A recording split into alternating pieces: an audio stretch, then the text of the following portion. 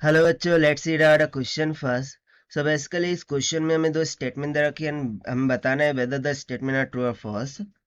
फिर स्टार्ट करते हैं क्वेश्चन से। सो यहाँ पे बोल रहा है let A one and A two represents Z one and Z two. तो स्टेटमेंट वन में बोल रहा है कि equation of circle with A one A two as diameter is mod of 2z1 minus z2 minus z1, this is equals to mod of z1 minus का z2।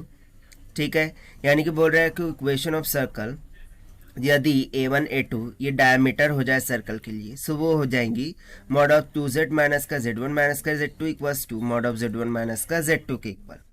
वहीं पर statement to में बोल रहा है if z is any point on the circle with a1 a2 as diameter then z minus का z1 z bar minus का z2 plus में z बार माइनस का z1 इंटू z माइनस का z2 ये इक्वल्स टू हो जाएगा 0 के।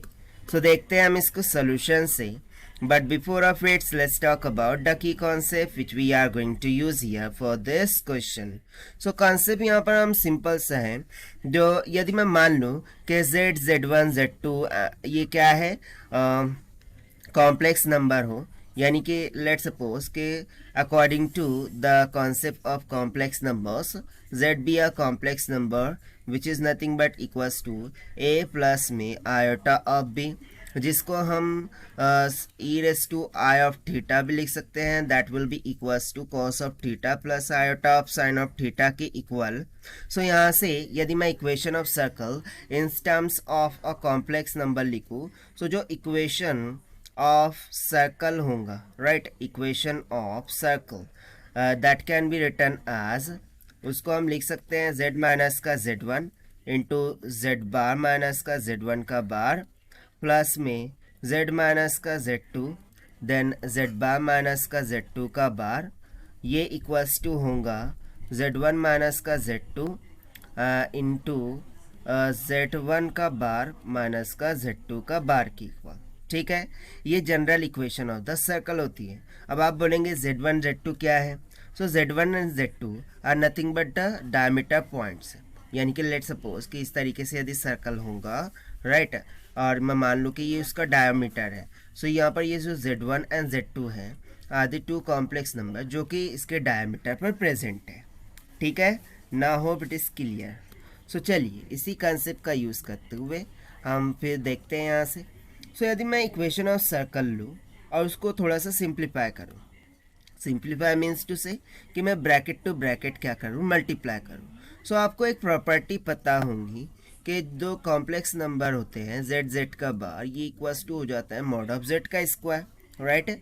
सो इसके अकॉर्डिंग यदि मैं ब्रैकेट्स को ओपन करूँ, सो यहाँ पर क्या हो जाएगा, टू जेड जेड का बार माइनस में जेड जेड वन का बार माइनस में जेड वन इंटू जेड का बार माइनस में जेड जेड टू का बार माइनस जेड टू जेड का बार प्लस में जेड वन जेड टू का बार प्लस में जेड टू का बार जेड वन, और ये पूरी टर्म इक्वल्स टू क्या हो जाएंगे, 0 के इक्वल। इसे हम मान लेते हैं इक्वेशन नंबर फर्स्ट। सो ये जो अबो फैक्ट ये कहाँ से आया है, डायमीटर ऑफ द सर्कल से, जो कि सबटेंडेंट है eight a right angle at the circumference. So bye using the Pythagoras theorem हम यहाँ पर क्या लिख सकते हैं, क्योंकि देखिए ये जो आया है ये बेसिकली यहाँ पर देखिए मैं यहाँ पर बता देता हूँ कि ये क्या है, basically z1 z2 diameter of the circle है, और ये सर्कमफ्रेंस को क्या होगा, राइट एंगल्ड होगा। ठीक है ना।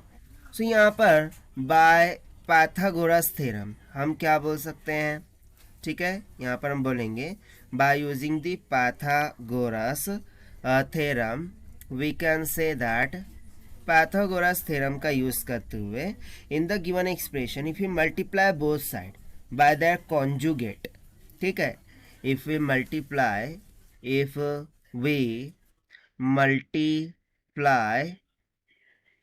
both sides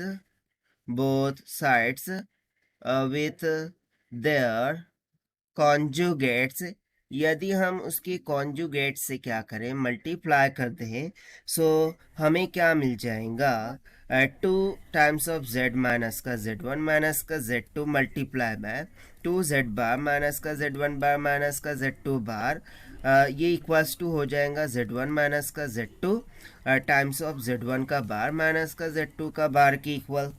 और देखिए ये तो हो गई प्रॉपर्टी z का bar equals to mod of z का स्क्वायर, ठीक है ना। So again using the fact that the diameter of the circle, ठीक है ना, at a right angle circumference, मैं यहाँ पर सिंपली बोल सकता हूँ कि जो आर्ग्यूमेंट ऑफ z माइनस का z2 होगा डिवाइडेड बाय z माइनस का z1, ये सिंपली किसके इक्वल हो जाएगा, plus minus pi divided by 2 की, ठीक है।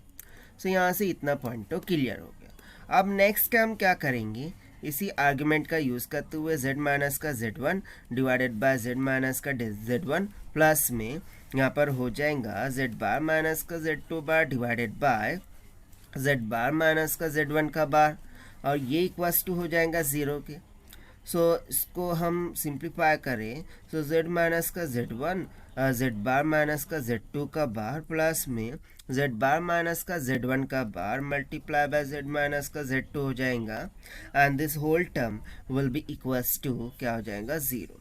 And see, this is what the expression by which we will check the both statement 1 and 2, ठीक है।